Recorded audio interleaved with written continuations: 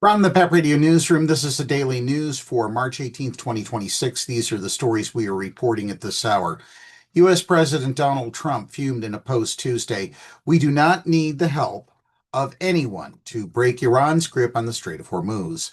As the U.S. Israeli war with Iran rages, analysts say it's extremely dangerous for vessels to pass through the strait where they're vulnerable to attack from Iran's anti-ship missiles, drones, or mines. The effects are being felt in rising gas prices as concerns of a global energy crisis grow. Meanwhile, Israel killed top Iranian security official Ali Larijani in an overnight strike. The Israeli military announced it killed Gholam Reza Soleimani, the head of the Revolutionary Guard's all-volunteer Basij force, as Israel continues to hit Iran's leaders. Gulf Arab nations came under renewed missile and drone fire Tuesday from Iran, which has been targeting regional oil infrastructure and vowed not to relinquish its stranglehold on the strategic Strait of Hormuz. Israel also launched new strikes on Iran and Lebanon. Turning to the celestial news from Cleveland and Northeast Ohio, a 7-ton meteor that sped across the Cleveland sky at 45,000 miles per hour on Tuesday before breaking apart in a thunderous boom startled residents who feared an explosion. People several states away reported seeing the bright fireball even though it was 9 a.m. The American Meteor Society said it received reports from Wisconsin to Maryland. NASA later confirmed that it was a meteor nearly 6 feet in diameter. This one really does look like it's a fireball, which means it's a meteorite, a small asteroid, said astronomer Carl Hergenrother, the group's executive director. So much stuff is being launched that a lot of times what you see burning up is just re-entering satellites, but usually those don't get especially bright, he said. The meteor was first seen about 50 miles above Lake Erie near Lorain. It traveled more than 34 miles through the upper atmosphere before fragmenting over Valley City north of Medina, NASA said in a statement from Bill Cook, who leads the agency's Meteor Environments Office in Huntsville, Alabama. It unleashed an energy of 250 tons of TNT when it broke apart, causing the boom. Staff at the National Weather Service in Cleveland also heard it and felt the vibrations. They had no early reports of any debris being found.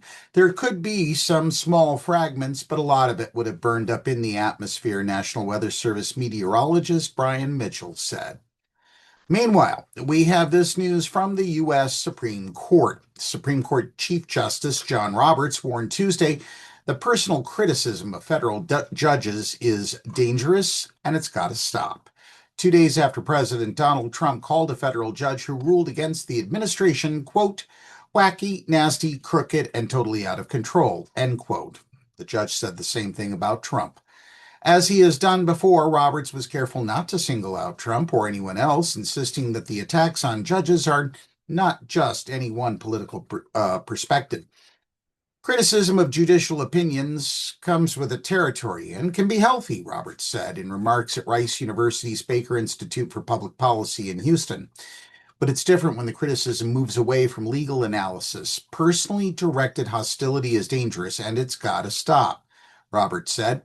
U.S. District Judge Lee Rosenthal, who shared the stage with the Chief Justice, thanked Roberts because we always know that you have our backs, and that means a great deal.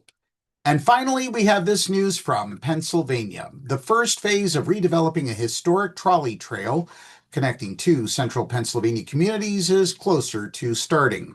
Even though no streetcars will be making a return to the South Mountain Trolley Greenway, you will be able to walk, bike, or just enjoy the landscape scenery on the trail that connects Dillsburg with Mechanicsburg.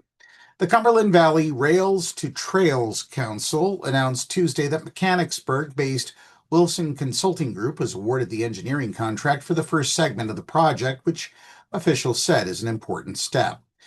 This project represents an important step toward expanding safe, accessible outdoor recreation and strengthening regional trail connections, South Mountain Trolley Greenway project manager Judy Bailey said. We are grateful for the support of our partners and excited to begin the engineering phase that will move this vision closer to reality. The first phase will focus on the part of the trail between Mountain Road and nearly reaching Old Mill Road in the Dillsburg area. No date has been given yet for when the first phase will start. Work will include a site evaluation, trail alignment, and preparation for any construction that could happen in the future. That's the news at this hour. PEP Radio is available on the Live 365 app, the PEP Radio page at paequality.com, Roku, and Alexa. If you are watching this news video on YouTube, please be sure to give the video a like and subscribe to our channel. Up next, we have the Meadville area weather forecast here on PEP Radio.